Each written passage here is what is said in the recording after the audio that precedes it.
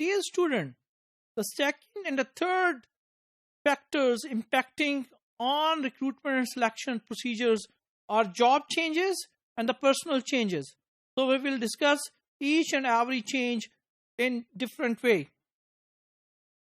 Job changes.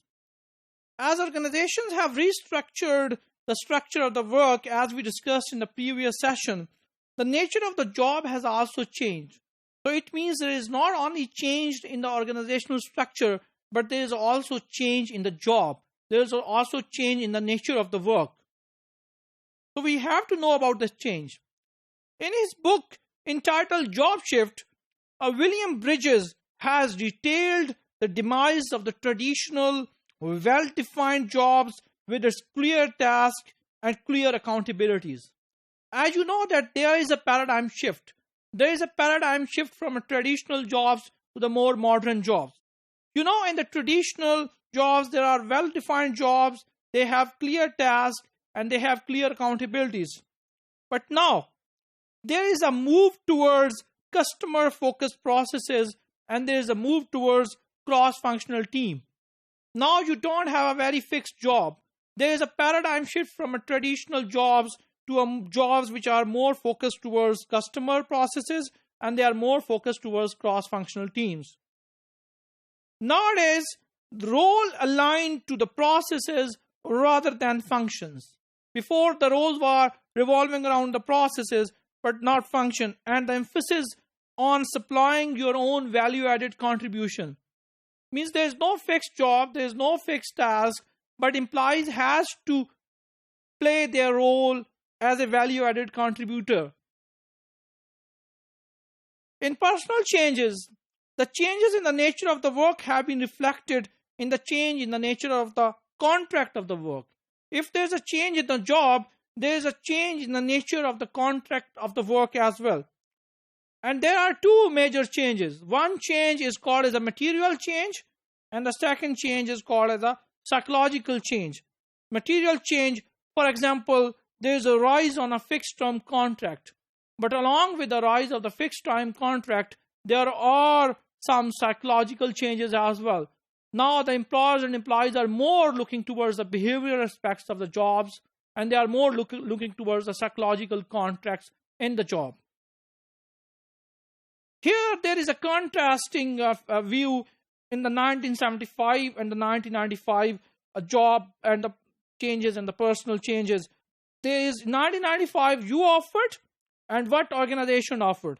In 1975 there was a loyalty that you don't need to leave company. Most of the people work for so many years with one particular organization. There is no job shift.